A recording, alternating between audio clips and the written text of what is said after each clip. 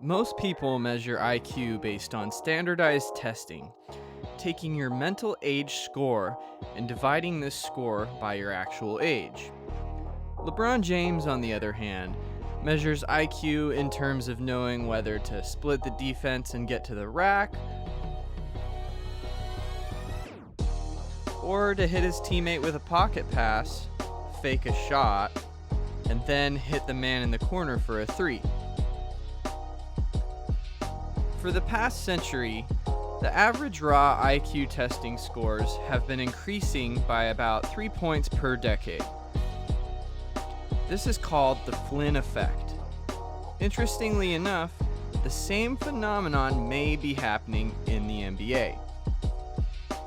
And with LeBron James being the best of his class in this regard, and that class being the best in the world, this begs the question, is there something special about LeBron James, or has he simply mastered the fundamental aspects of the game of basketball better than anyone else?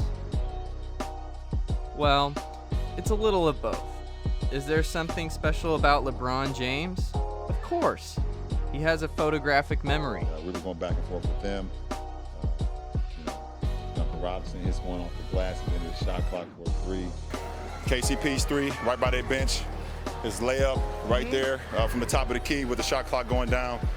Doe's finish, and then Doe's penetration and kickback for AD. But has LeBron mastered the fundamental aspects of the game better than anyone else? Yes, overall. He's mastered scoring, passing, rebounding, defending, and virtually every aspect of the game of basketball. In totality, it's arguable that he has mastered the sport overall more than anyone else in the history of the game. He didn't get to that point automatically. It took hard work, of course, talent, a body built for basketball, and his photographic memory. So he has been able to look at film throughout the years, and he's had some great years to look at film for, and come up with solutions to everything the other team is giving him. And I mean everything.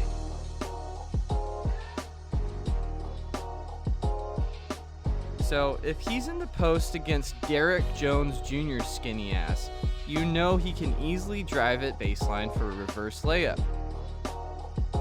But he knows that if he's posting up Derrick Jones Jr.'s skinny ass again on the very next play, the defense is probably going to send baseline help. So he can fake going middle, then act like he's going to spin baseline again, and then when he sees that the help comes, he can waltz to the rack. It's all part of the game for the king. But it's not just the post where he has this stuff dialed. He's extremely smart in the pick and roll, where he'll usually see aggressive coverages such as hedging, where the screener's man will get in front of his drive. So he'll counter that by splitting the defense and making the right pass, such as this play where he hits Morris on a double clutch mid-air pass. And if he doesn't want to split the defense when they hedge, he can usually just dribble around it and get to the rack. And this is all when the defense is giving him problems. But he's so good at getting his teammates involved that sometimes teams even forget about him. He's pretty good in these types of situations as well. So in this final series, with the Miami Heat relying on a couple weak defenders, LeBron has been tested with a good amount of zone defense, and he has killed it. Just watch how easily he sneaks behind the back line of the zone here for an alley-oop.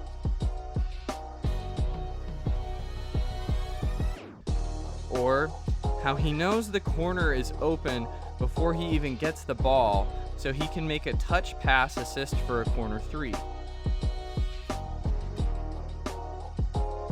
Or how he can simply get into the middle of the zone and score without contest because he knows he has a passing threat in the dunker position.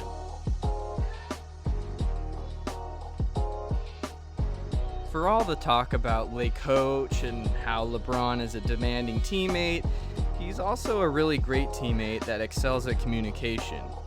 Just watch this play where he's pointing out the pass fake he wants KCP to make to get the defense moving in the wrong way. Or this baseline out of bounds play where he gets his co-star room service for the J. He's always making plays for his teammates, pointing and orchestrating the offense, but he also just always makes the right plays given what the defense is doing. Look, there's a ton of talented guys in the NBA. There's also a ton of freakish athletes. It's easy to look at some of these insane talents or crazy athletes and be wowed by what they can do on the basketball court. Unfortunately, these types of wow moments also lead to the wrong players getting MVP awards.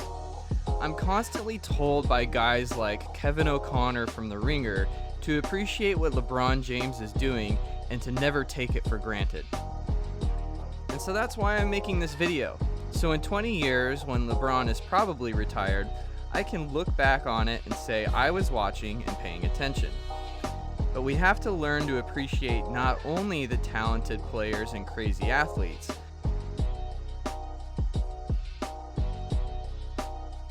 but to also appreciate the types of guys that know the game better than anyone else. I may not be a Lakers fan, and I may still be clinging to the idea that Michael Jordan is the GOAT, but I sure as hell am appreciating what I'm watching right now. Simply put, LeBron has come up with an answer for everything the defense gives him, and if they don't give him anything, they're done. If you appreciate the greatness of LeBron, continue the conversation in the comments and we can talk about it.